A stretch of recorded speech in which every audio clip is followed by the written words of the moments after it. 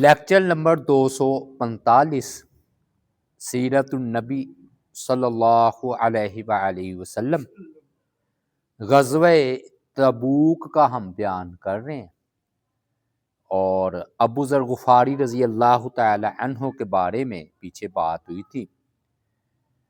تو یہ راستے میں جو ہے نا ان کی اونٹنی بیمار ہو گئی تو یہ پیدل ہی چل پڑے تھے، تو پھر ہم نے سارا ان کا واقعہ بیان کیا۔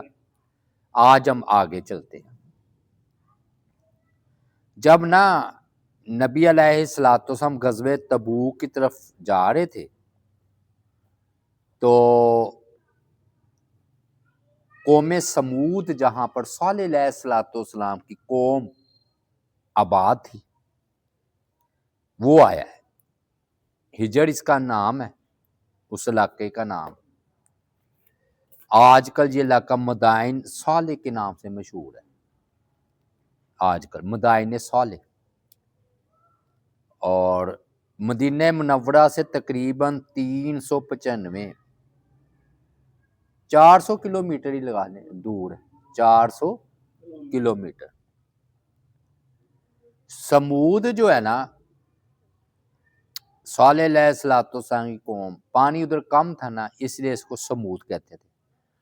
نہایت طاقتور، لمبے قد، کھجور کا تنا نہیں، اتنے لمبے قد، اور جفاکش قوم تھی۔ محل تعمیر کیے ہوئے تھے پہاڑوں کو تلاش کر، قوم سمود، اور اللہ تعالیٰ نے ان کا نا بطور انعام یعنی کہ بطور انعام ذکر کیا ہے کہ اللہ تعالیٰ نے تمہیں اتنی عقل دی تھی کہ تم نے پہاڑوں کو تراش کر مضبوط ایک قسم کے نا گھر تیار کی، اور ان کی یادگاریں آج بھی موجود ہیں، ادھر جائیں نا، پہاڑ جو تراشے ہوئے ہیں۔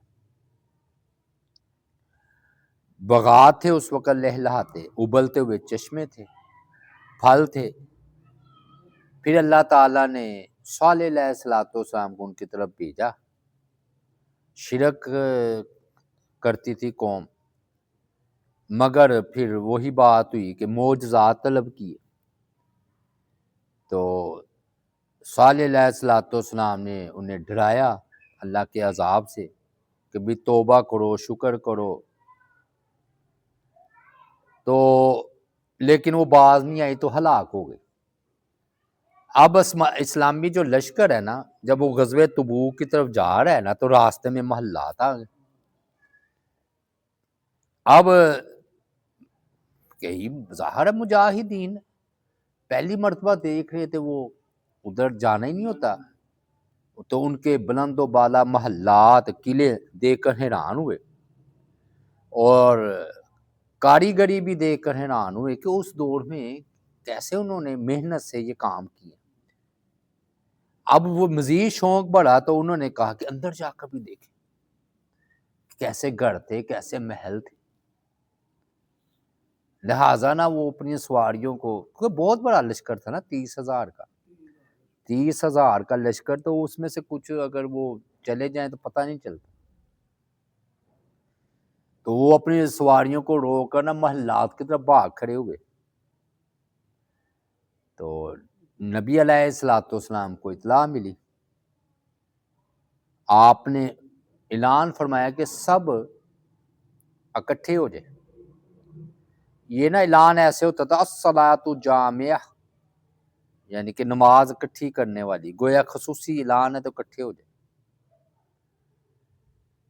ابو کبشہ انصاری، یہ ایک صحابی ہیں، وہ کہتے ہیں میں نے بھی یہ اعلان سنا کہ آپ فرما رہے ہیں کہ اکٹھے ہو جاؤ،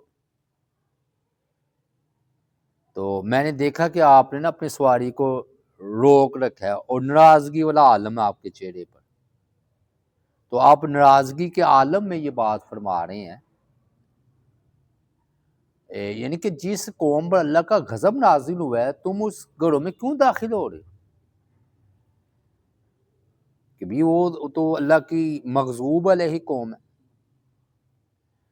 محلات میں داخل ہونے والے ایک آدمی نے عرض کیا اللہ کے رسول صلی اللہ علیہ وآلہ وسلم، ہمیں بڑا تعجب حیران ہوئے ہیں کہ ایسے گھر اس وقت بنا لیے انہوں نے، تو اس لیے دیکھنے کے لیے ہم اندر چلے گئے۔ تو آپ صلی اللہ علیہ وآلہ وسلم نے فرمایا کیا میں تم کو ان محلات سے زیادہ تعجب والی بات نہ بتاؤں؟ پھر فرمایا کہ یہ تعجب والی بات نہیں کہ تم میں اللہ کا ایک رسول موجود ہے جو تمہیں گزرے ہوئے کل اور آنے والے مستقبل یعنی کہ قیامت کی اطلاع دے رہا ہے، اور واقعی ہی یعنی کہ یہ بہت بڑی نعمت ہے۔ نبی صلی اللہ علیہ وآلہ وسلم کو چاہے کوئی بڑے سے بڑا عقل مند ہو، افلاطون، بکرا، سقراط، بھٹکتے ہی رہے ہیں۔ ایسی شریعت جو کہ رات بھی دن کی طرح ہے، ہمیں ہمارا نفع نقصان ہمیں بتایا۔ فرمایا یہ تمہیں تعجب نہیں ہوتا کہ میں تمہیں وحی کے ذریعے، تو یہ میں نے ہی تو بتایا کہ یہ محلات ہے، تو آج تم اپنی آنکھوں سے دیکھ رہے ہو، یہ تو میں نے تمہیں پہلے ہی بتایا ہوا تھا۔ بہرحال تم صراط مستقیم پر گامزن رہو اور اپنی طاقت کے مطابق نیک عمل کرتے رہو، کیونکہ اللہ تعالیٰ تمہیں اگر عذاب دے گا تو اللہ کو کوئی پرواہ نہیں ہوگی، نہیں کہ اللہ بے نیاز یا ہے بے پرواہ ذات۔ بے پرواہ سے یہ نہیں مراد کہ پرواہ نہیں کرتے، مطلب یہ ہے کہ اگر اللہ عذاب دے تو اللہ کا کوئی نقصان نہیں۔ پھر نبی علیہ الصلوۃ والسلام نے تربیت کرتے ہوئے فرمایا تم نہ اصل میں معجزات کا مطالبہ نہ کرنا، یہ سبق ہے۔ جیسا کہ صالح علیہ الصلوۃ والسلام کی قوم نے معجزے کا سوال کیا تھا، یعنی کہ بطور شرط، ویسے تو آپ خود دکھائیں بھی ہیں کہ بھی ہم ایمان ہی اس وقت لائیں گے جب معجزہ دکھائیں، ایسے نہ سوال کیا کوئی۔ تو فرمایا بطور معجزہ اونٹنی اس راستے سے آتی تھی، آپ نے وہ راستہ بتایا اور اس راستے سے جاتی تھی، تو قوم نے سرکشی کی اور اونٹنی کی جو ہے نا پاؤں کاٹ ڈالے۔ اچھا یہ جو نا مشہور ہے نا، دلچسپ بات شاید میں نے پہلے بتائی ہے کہ نہیں، عام طور پر یہ مشہور ہے کہ اونٹنی پہاڑ سے نکلی تھی، یہ قرآن میں نہیں ہے، ہاں پہاڑ سے اونٹنی نکلی، یہ صحیح حدیث میں بھی نہیں، ہاں روایات ہیں تفاسیر میں۔ تو اب پھر بات کیا معجزہ تھی، کیونکہ وہ پانی ایک دن پانی پیتی تھی خوب، تو اور ایک دوسرے دن نہ اونٹنی دودھ دیتی تھی، وہ سارے ان کے قبیلے والوں کو بڑا کافی ہو جاتا ہے، اتنا دودھ دیتی تھی، یعنی خوب پانی اگر پیتی تھی تو خوب دودھ بھی دیتی تھی۔ پھر انہوں نے اونٹنی کے پاؤں کاٹ ڈالے، کونچے اسے کہتے ہیں، تو زوردار چیخنے نے آ لیا،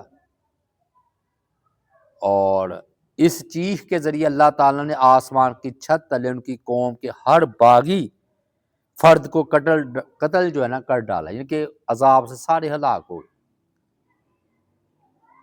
صرف ایک آدمی بچا اس عذاب سے، کیونکہ وہ حرم میں تھا، بیت اللہ میں۔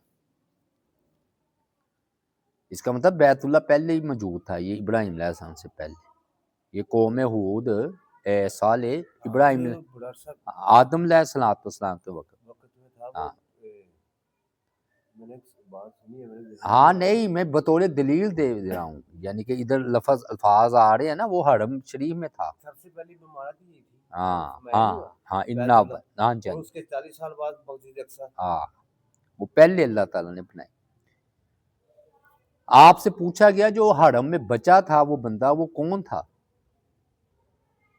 تو آپ صلی اللہ علیہ وآلہ وسلم نے فرمایا وہ ابو رغال تھا۔ جب وہ حدود حرم سے باہر نکلا تو اس کو بھی عذاب نے پکڑ لیا جو اس کی قوم پر نازل ہوا تھا۔ تو آپ نے میں نے بتایا تھا، نشانی بھی بتائی کہ ادھر اس کی قبر ہے، تو سونے کی ایک شاخ یا سونے کی ایک نا اس چھڑی، سونے کی چھڑی اس کے ساتھ دفن ہے۔ وہ صاحب گئے انہوں نے وہ قبر کھودی تو وہ سونے کی جو ہے نا چھڑی نکال لی، یعنی کہ مزید تائید ہوئی کہ آپ وحی کے ذریعے سچ فرماتے ہیں۔ تو آپ نے فرمایا کہ اس عذاب دی ہوئی قوم سے جب تمہیں گزرنا پڑے ادھر سے تو روتے ہوئے گزرو، یعنی کہ یہ رونے کا مقام ہے، ایسا نہ ہو اللہ نہ کرے تم پر وہی عذاب آ جائے جو ان پر آیا تھا۔ تو آپ نے نا بڑی تیزی سے اس بستی کو عبور کیا، اور صحابہ کرام کو بھی نصیحت کی کہ جن لوگوں نے اپنی جانوں پر ظلم کیا ہو، جب تم ان کی بستیوں سے گزرو تو گریہ زاری کرتے ہوئے گزرو، ایسا نہ ہو کہ تم پر عذاب آ جائے جو ان پر آیا تھا۔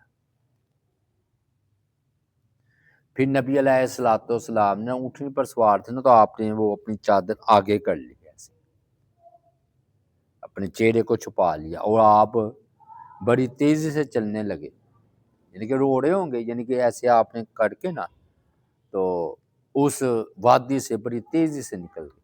یعنی کہ یہ یعنی کہ تفریح کا مقام نہیں ہے، یہ آثار قدیمہ نہیں ہے، میوزیم نہیں ہے کہ تم آ کر یہ ایسے دیکھو، یہ رونے کا مقام، عبرت کا مقام۔ اور بالکل آج بھی آپ انگریزوں کو، مغربی ممالک کو دیکھ لیں، وہ ایسی چیز کو دیکھ کر نا میوزیم میں لے آنے کی کوشش کرتے ہیں، عبرت نہیں پکڑتے۔ وہ کہتے ہیں اتنے سال پرانا، اسی چکروں میں پڑ جاتے۔ اب ایک اور کام ہوا، قوم سمود کے جو کنویں تھے نا، ان سے مجاہدین نے نا پانی لے کر وضو کیا، اور کیونکہ پانی کی بڑی کمی تھی نا، میں نے آگے بھی ذکر آئے گا کہ اس کو تنگی والا جو ہے نا غزوہ بھی کہا جاتا ہے۔ مشکیزیں بھی بڑھ لیے پانی سے، حتیٰ کہ انہوں نے آٹا بھی گوندھ لیا اور روٹیاں پکانے کی تیاری کرنے لگے۔ گوشت انہوں نے ذبح کیا، اونٹ ذبح کر کے نا، اونٹ ذبح کر کے گوشت جو نا دیگوں میں چڑھا دیا، تاکہ کھانے کا جو بندوبست ہے نا وہ جلد از جلد ہو سکے، یہ مقصد تھا۔ اور پھر صحابہ کرام مسلسل سفر کر رہے تھے، آرام کرنا بھی چاہتے تھے، تو کہتے تھے ضروری مثلا پانی بھریں، کیونکہ کافی دنوں بعد پانی ملا تھا، تو وضو، مشکیزیں، اونٹوں کو بھی پانی اور آٹا بھی تیار کر لیا۔ اچانک انہوں نے نا دیکھا کہ ایک اعلان کرنے والا اعلان کر رہا ہے نبی علیہ الصلوۃ والسلام کی طرف سے کہ قوم سمود کے کنووں کا پانی مت پیو، اور اس پانی سے نماز کے لیے وضو بھی نہ کرو، اور اس پانی سے جو تم نے آٹا گوندھ لیا ہے وہ اونٹوں کو کھلا دو، تم خود مت جانا، یعنی کہ خود مت کھانا۔ اور پھر آپ نے پشین گوئی فرمائی کہ آج رات کوئی بھی اکیلا باہر نہ نکلے لشکر سے، کیونکہ آج رات تیز آندھی آئے گی، اگر بہت زیادہ ضرورت ہو تو کسی ساتھی کو اپنے ساتھ لے کر جائے۔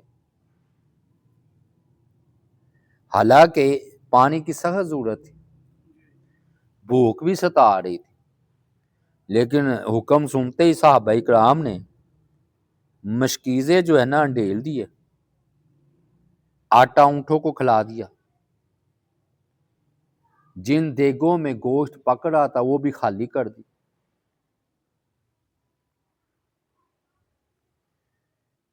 پھر آپ صلی اللہ علیہ وآلہ وسلم نے حکم دیا کہ اس کنویں سے پانی لے لو جس سے صالح علیہ الصلوۃ والسلام کی اونٹنی پانی پیتی تھی۔ تو یعنی کہ جہاں سے اونٹنی پانی پیتی تھی ادھر سے بس اس کنویں سے لے لو، باقی جو ارد گرد کے کنویں ہیں وہ چھوڑ دو۔ پھر صحابہ کرام نے ایسے ہی کیا، انہوں نے مشکیزوں کو دھو کر اس کنویں سے پانی بھر لیا جس سے صالح علیہ السلام کی اونٹنی پانی پیتی تھی۔ تو آپ نے خصوصی ہدایت فرمائی کہ رات کو، شام کو کوئی اکیلا باہر نہ جائے، اور اگر جانا ہے تو کسی ساتھی کو ساتھ لے جائے۔ آپ کا نے جو فرما دیا نا تو وہ دنیا میں آخرت میں کامیابی کا ضمانت ہے۔ جو نہیں عمل کرتا اس کو بھگتنا پڑتا ہے۔ حدیث میں ہے نا کہ شام ہو جائے تو بچوں کو باہر نہ نکالو، ہمارے یہاں پرواہ نہیں کرتے۔ ابو حمید سعدی فرماتے ہیں کہ آپ صلی اللہ علیہ وآلہ وسلم نے فرمایا خبردار، آج رات شدید آندھی آئے گی، لہٰذا کوئی تم میں سے کھڑا بھی نہ ہو، جس کے پاس اونٹ ہو وہ اسے باندھ لے۔ کہتے ہیں ہم نے پھر ایسے ہی کیا کہ اپنے اونٹوں کو باندھ لیا، کیونکہ آندھی میں نا اونٹ بھاگ جاتے ہیں۔ تو واقعی رات کو شدید آندھی آئی، ایک شخص اچانک کھڑا ہوا تو تیز ہوا نے اسے نا دور کہیں پہاڑوں میں جا پھینکا۔ آپ نے سنا تھا کھڑا نہیں ہونا، تو وہ کھڑے ہو گئے اور آخر یہ نا قبیلہ طے والوں کی مدد سے اور بھی تلاش کرنے گئے ہوں گے نا پیچھے ہمارا بندہ کدھر گیا، تو اس وقت مدینہ منورہ پہنچا جب آپ غزوہ تبوک سے واپس آ گئے تھے، یعنی کہ جان بچ گئی تھی اس کی، اور اس کے ہی قبیلے والوں نے اس کو تلاش کر لیا تھا، لیکن بڑا زخمی تو ہو گیا ہوگا، یا غیبی چیزوں نے اس کو اٹھا کر لے گئی، ورنہ بندہ تو زخمی ہو جاتا۔ ایک اور بندہ تھا، وہ قضائے حاجت کے لیے نکلا ہے، اور آپ نے کہا تھا کہ اپنے کسی اور ساتھی کو ساتھ لے کر جانا، نہیں لے کر گیا، وہ اکیلا گیا۔ نہیں، وہ ہوا کیا، اس کو نا کسی نے اس کا گلا دبا دیا۔ نبی صلی اللہ علیہ وآلہ وسلم کو خبر ملی تو آپ نے فرمایا میں نے تمہیں کہا نہیں تھا کہ اکیلے نہیں جانا، اگر بہت زیادہ ضرورت ہو تو اپنے کسی ساتھی کو ساتھ لے کر جانا۔ پھر آپ نے بیمار کے لیے دعا کی تو وہ بڑا وہ صحت مند ہو گیا۔ میرے خیال میں یہ نا کوئی قوم پر عذاب آیا تھا تو شیاطین غیبی چیزیں بھی ادھر مسلط ہو جاتی ہیں نا، نافرمان قوم تھی تو شیاطین کا غلبہ ہوگا نا۔ دیکھنا آپ نے کھنڈرات شیاطین کا تھا نا، جھاڑی دیکھے نا، آپ نے کہا کہ پانی بھی نہیں استعمال کرنا، آٹا گوندا آپ نے ضائع کروا دیا، آٹا گوندا ہے وہ بھی ضائع کروا دیا ہے، وضو کا بھی آپ نے نہیں کرنا، پانی الٹ دینا ہے۔ ہاں، اور پھر آپ نے جو فرمایا وہی ہوا، رات کو پھر اندھیری بھی آئی، آندھی بھی آئی۔ اب اسلامی لشکر جب ہجر سے مزید آگے کی طرف روانہ ہوا تو رستے میں ایک بار پھر پانی ختم ہو گیا۔ پانی کی تو کمی تھی، وہ صالح علیہ السلام کی کر لیا تھا۔ پیاس کی شدت سے جان جو ہے نا جاتی ہوئی محسوس ہونے لگی، اوپر غضب کی گرمی تھی، پیاس کی شدت نے مجاہدوں کو نڈال کر دیا۔ عبداللہ بن عباس کا یہ بیان ہے کہ ایک مرتبہ دن حضرت عمر سے عرض کیا گیا کہ آپ ہمیں غزوہ تبوک کے حالات تو سنائیں۔ تو حضرت عمر رضی اللہ تعالیٰ عنہ نے فرمایا بعد میں ہوگا نا کسی وقت کہ ہم غزوہ تبوک کی طرف سفر کر رہے تھے، یا حضرت عمر سنانے واقعہ بعد میں، تو دوران سفر نہ ایک منظر پر پڑاؤ کیا، ہمیں شدید پیاس نے نڈھال کر دیا، ایسا محسوس ہوتا تھا جیسے جان ہی نکل جائے گی۔ کوئی بندہ پانی کی تلاش میں نکلتا تو واپس ہی نہ آتا، تو ہمیں ڈر لاحق ہو جاتا کہ وہ تو گیا، یعنی کہ فوت ہو گیا یا کوئی حادثہ پیش آ گیا۔ پھر یہ ہوا کہ لوگوں نے اونٹ ذبح کرنے شروع کر دیے پیاس کی شدت سے۔ کیا مطلب؟ وہ اونٹ ذبح کر کے نا اس کے معدے سے پانی نچوڑتے اور پی جاتے، اور جو باقی پانی بچ جاتا وہ اپنے پیٹ پر ڈال کر گرمی کی شدت کم کرنے کی کوشش کرتے۔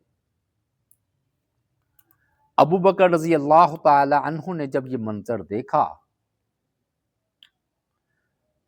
تو نبی علیہ الصلوۃ والسلام کی خدمت میں حاضر ہوئے اور عرض کیا اللہ کے رسول، اللہ تعالیٰ نے آپ کی دعاؤں کو قبولیت سے نوازا ہے اور آپ کی دعائیں باعث برکت ہیں، اللہ تعالیٰ سے ہمارے لیے خیر و برکت کی دعا فرمائیے۔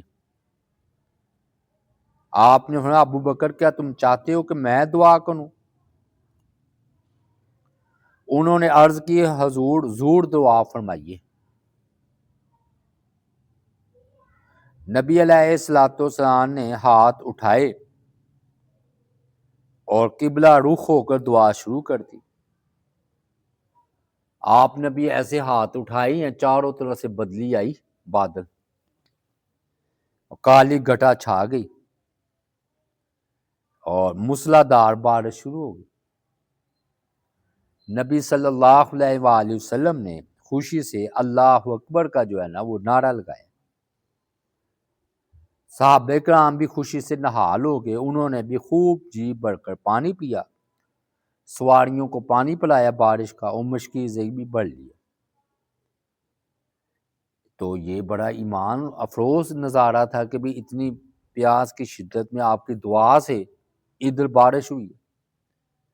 منافقین نہ جل من گئے، اگر یہ دو چار منافق ساتھ گئے تھے تو ابو سعید خدری بیان کرتے ہیں میں نے ایک منافق سے کہا تیرا ستیہ ناس ہو، کیا یہ معجزہ دیکھ کر بھی تمہیں عقل نہیں آئی کہ آپ کا ہاتھ اٹھا ہے تو بارش ہو گئی؟ وہ آگے سے جل بن کر کہہ رہا یہ کون سی بڑی بات ہے، ایک بدلی سی آئی تھی برس گئی۔ مطلب جس کو ہدایت نہیں ملنی تو نہیں نہ ملنی۔